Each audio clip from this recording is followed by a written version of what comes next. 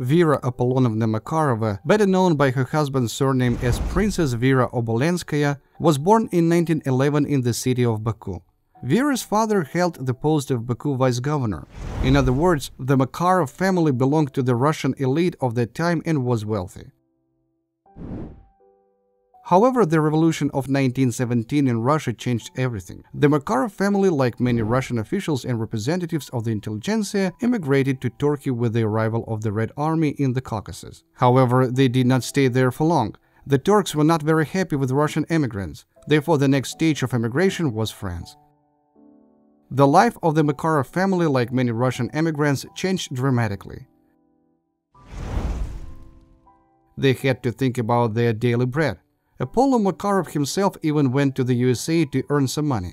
Vera, after graduation from school, worked as a model so as not to be a financial burden for the family. Then she got a job as a secretary for a local entrepreneur. Apparently here at work, or while accompanying the boss at some social event, Vera accidentally met Prince Nicholas Obolensky, the son of the Petrograd mayor of pre-revolutionary Russia. This meeting became their destiny. The Obolenskys managed to somehow save part of their capital, maybe by transferring something to European banks in time before the revolution.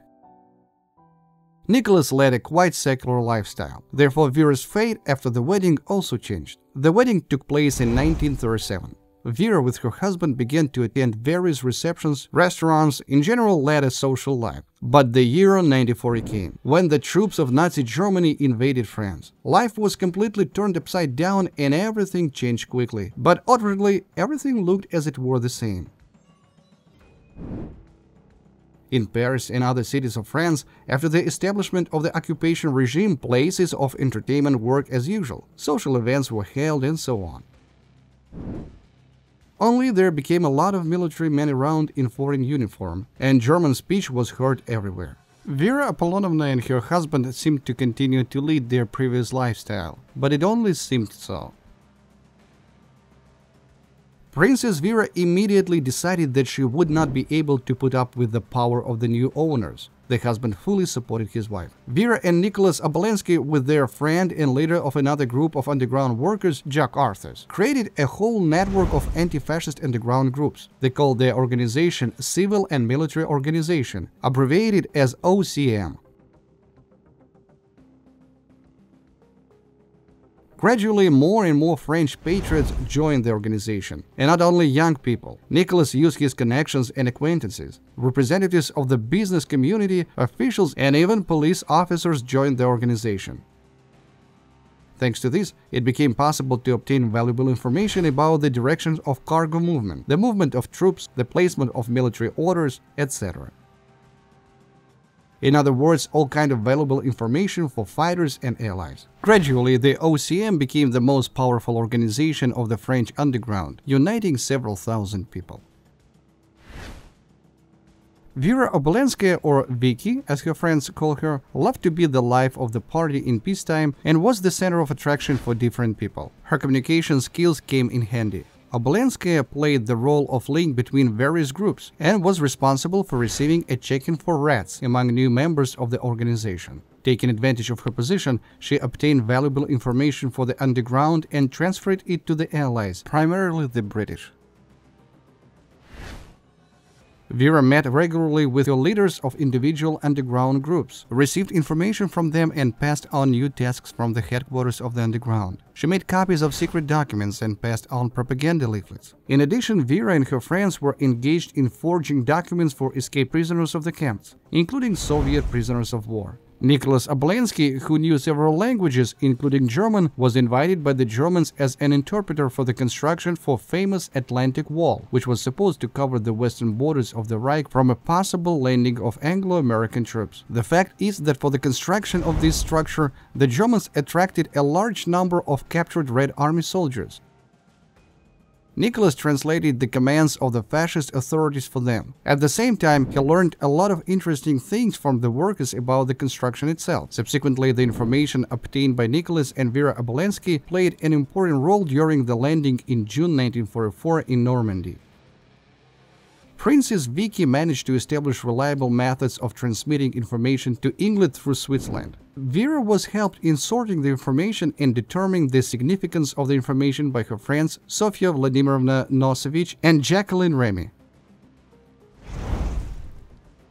The Gestapo did not immediately understand the role and scope of the underground organization. However, police sleuths and provocateurs did not sit idly by. The failures of the organization began. At the end of 1942, the leader of the organization, Jack Arthurs, was arrested. Colonel Alfred Tooney took his place. Vera became his closest assistant and deputy. Obolenskaya opened a night cabaret in Paris, formerly for the entertainment of German officers. Tipsy Germans often loosened their tongues blurting out too much, which was exactly what the underground needed.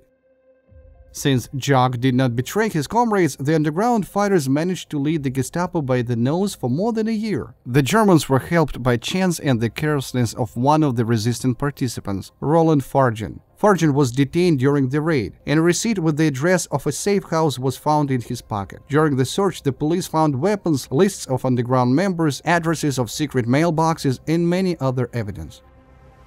The Gestapo worked quickly. Soon Vera was detained along with other members of the underground. About a month later, Nicholas was also detained. During interrogation, Vera Obolenskaya behaved with dignity. Gestapo investigators nicknamed Vera the Princess I Don't Know Anything. Somehow annoyed by Obolenskaya's stubbornness, a Gestapo officer exclaimed, "How can you be on the side of those who have deprived you and your friends and loved ones? How can you be on the side of the Bolsheviks? You should be with us." To which Vera Apollonovna responded as always calmly and with dignity, "The goal you are pursuing in Russia is the destruction of the country and the destruction of the Russian people. I am Russian, but I grew up in France, therefore I'll not betray either my motherland or the country that sheltered us." Vera and her comrades, after torture and abuse, were sentenced to death. By this time, Allied troops had landed in Normandy. The Germans transported Vera and other underground fighters to German territory, to the famous Berlin prison Platz-Annecy. Vera refused to write a petition for clemency. On August 4, 1944, Vera Obolenskaya was brought into the execution chamber where the guillotine was installed. Vera calmly accepted her fate. She was only 33 years old. A young, beautiful woman full of energy and love, a wife and mother, was killed in cold blood by the executioners. The body of Princess Vera was never found. Most likely the Germans destroyed it. Nicholas Obolensky, after his arrest, was sent to the Buchenwald concentration camp, from where he was released in 1945. After the war, he wrote, "I can't get over the death of Vicky, which forever crushed my life."